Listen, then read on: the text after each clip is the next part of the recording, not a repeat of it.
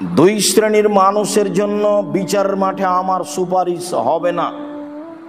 তার এক শ্রেণীর মানুষ হচ্ছে ইমামুন জালুমুন গাসুম, স্বৈরাচারী, স্বেচ্ছাচারী, অত্যাচারী, জালেম সরকার।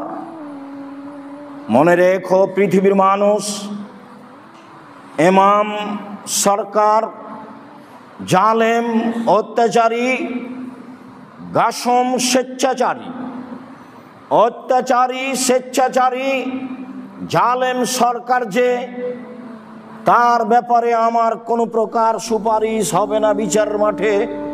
এই কথা মনে রেখো।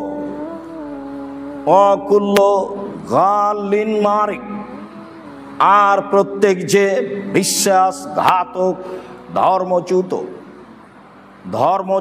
বিশ্বাসঘাতক যে, বিশ্বাসঘাতকের নামে আমার কোনো সুপারিশ বিচারের মাঠে হবে না।